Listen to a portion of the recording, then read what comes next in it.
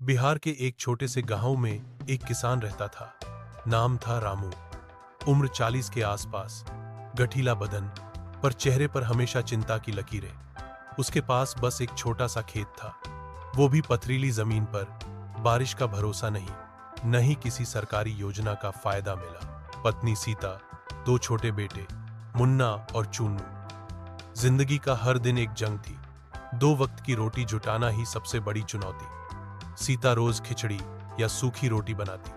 बच्चे भी धीरे धीरे भूख से लड़ना सीख गए थे। गांव वाले अक्सर कहते, रामू, अब खेती में कुछ नहीं रखा, छोड़ दे ये सब। लेकिन रामू के लिए खेती उसका सपना, उसका स्वाभिमान था।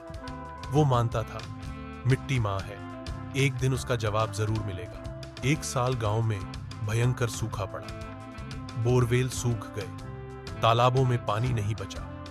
रामू की फसल पूरी तरह बर्बाद हो गई। उधार चुकाना मुश्किल हो गया। दुकान वाले ने कहा, रामू, अब उधार नहीं मिलेगा, और साहूकार धमकी देने लगा, अगर पैसे नहीं दिए तो खेत जब्त कर लूंगा।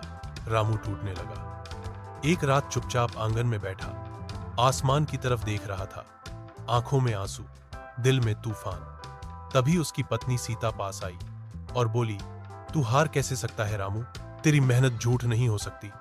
तू फिर से कोशिश कर, मैं साथ हूं। सीता के इन शब्दों ने जैसे रामू की रगों में नया खून भर दिया। कुछ दिन बाद गांव में एक कृषि शिविर लगा।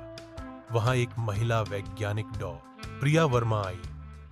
उन्होंने किसानों को बताया कि कम पानी में भी कैसे अच्छी खेती की जा सकती है, जैसे कि बाजरा, मूंग, तुअर जैसी फसलें।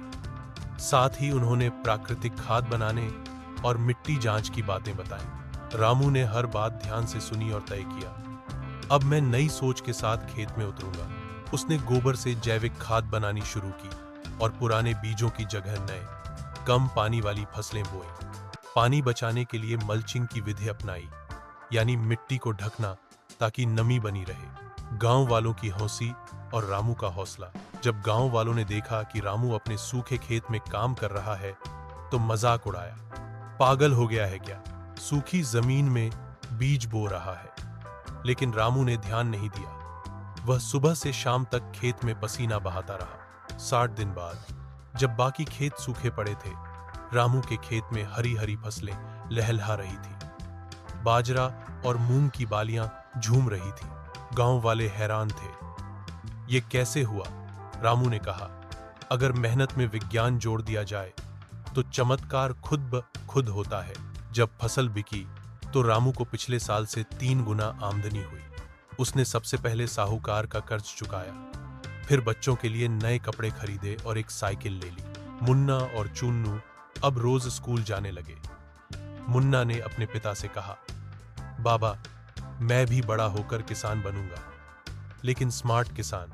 रामू की मेहनत की चर्चा पूरे गांव में फैल गई। कृषि विभाग से अधिकारी आए, उसकी खेती का मुआयना किया और उसे आदर्श किसान सम्मान से नवाजा गया। अब रामू न केवल खुद खेती करता, बल्कि गांव के दूसरे किसानों को भी ट्रेनिंग देता था। गांव में कृषि समूह बना, महिलाएं भी जैविक खाद बनाकर आमदनी कमाने लगी।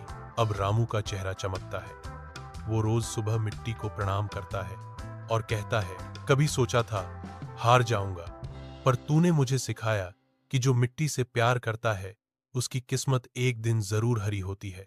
कहानी से सीख, हालात कैसे भी हों, हिम्मत मत हारना।